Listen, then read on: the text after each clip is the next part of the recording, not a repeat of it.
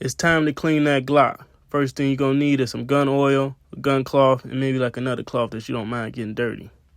Once you choose your Glock of choice, then you want to do safety first checks.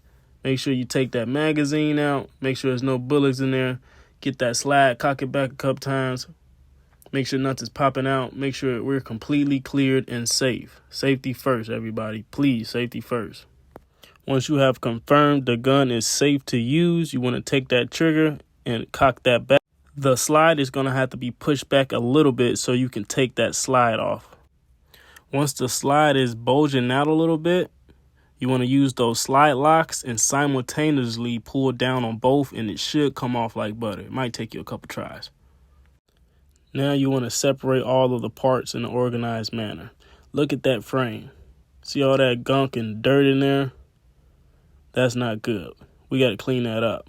All that right there, particles, metal, not good. Next, you want to take out that recoil spring, put that to the side, and then we want to pop out this barrel. Put that to the side too. Make sure you're keeping this somewhat organized. Take that gun oil, give it a couple slaps for good luck. And usually I put a little gun oil on my cloth so I'm not just drying it all dry and stuff. I really think it helps pull that dirt off when you're cleaning it. So clean the back of the slide, get all that gook and dirt out, all that stuff that could be possibly making malfunction while you're out there on the range or possibly defending your life. Yeah, all that dirty. She's a dirty girl, man. Go back with a round two. Get all in between the crevices. Make sure you're sticking your nails in there to get all that gook out. As you can see, the towel is getting very dirty. Glocks usually have a good lifespan of going, still operating while dirty, but it's always best to keep a clean gun. Let me get all this. Okay, we're looking a little bit better there. Let's keep going. And I mean, you want to get everywhere. Get all the crevices. That's looking amazing. All right, that's good. Put that to the side. Next, you want to start on that recoil spring. I do not recommend using gun oil for this. Just take a nice dry towel and really just get in there and get the dirt off that you see. Doesn't take much when it comes to cleaning the recoil spring. It's usually never that dirty. Give it a couple wipes, couple love wipes as I call it. You're good. Set that to the side. Now, your frame might be the dirtiest part of your Glock. It has a lot of nicks and crannies in there that you got to really get into. You might need some more tools, like maybe like a toothpick or something like that to really get in there. But we're going to get all that stuff off. Really get under there, get in that undercarriage right there and get all that gook off right there, all those crevices.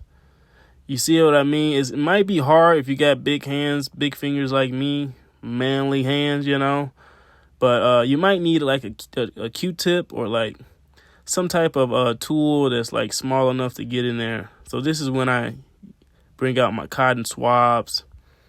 I roll that up.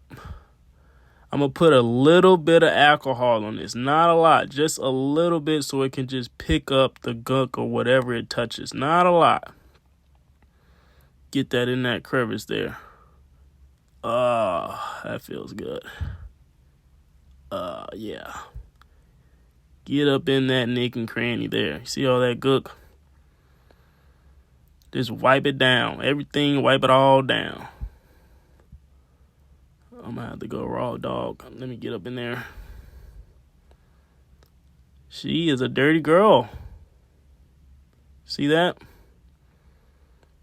Oh, that feels good. Yeah. All right.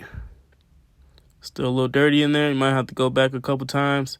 Just keep going back in there until you pull out a nice clean Q-tip or a nice clean cloth or whatever tool you're using to get in those nick and crannies. That looks pretty good. We're going to move on.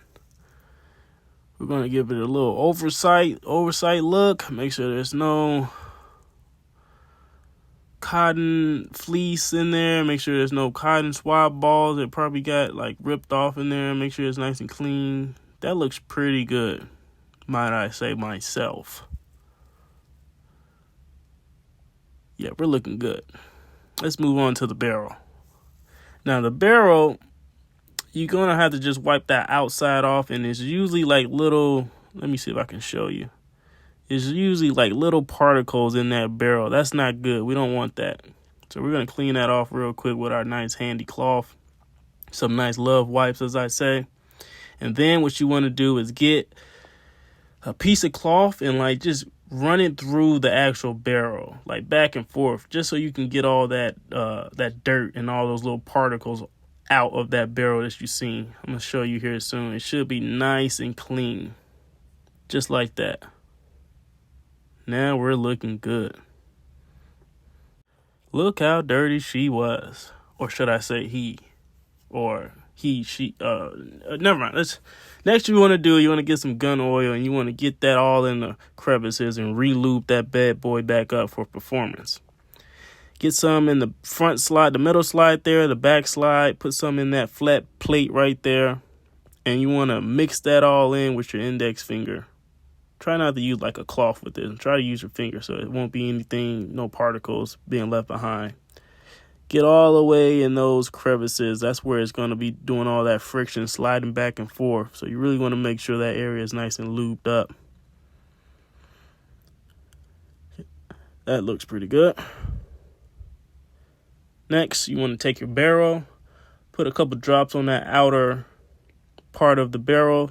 Do not use oil on the inside. You're wasting time. And then you want to put a little bit right there on that fraction plate right there where it's going to be skipping a beat on that other metal. Any metal on metal contact, you want to put a little lube there just so it can slide right through like butter. That looks good. Then you want to grab that frame, put a little bit right there. Like I said, that metal on metal pieces, you just want to make sure that's nice and buttery, just so it can like always be nice and lube and buttered up. That looks good. And with the recoil spring, we do not use oil on the recoil springs. I repeat, do not. Now we're going to put this bad boy back together. You want to line up your barrel serial number with your slider serial number. That's how you know you're looking good, when they line up. Then you want to take that recoil spring, put that black button top part in first, and then you want to bring it down to that first notch. Let me turn it over here. That first notch, you want to lock it in place right there. You're good to go right there. All right, we're almost done. Wipe your hands a little bit. You want to take that back slide right there, and you want to line it up with those metal slides that's on top of the frame. That's the back slide, and you want to line it up with these metal slides that's on the frame. Once you slide it over them, they should just, you see it right there. I'm going to try to show you a good angle. It should just snap straight in place. Your trigger should be in firing position, and that's how you know you have a ready-to-use Glock. Squeeze that trigger, make sure it's working properly. Clean all that excess oil off. Make it look nice and pretty.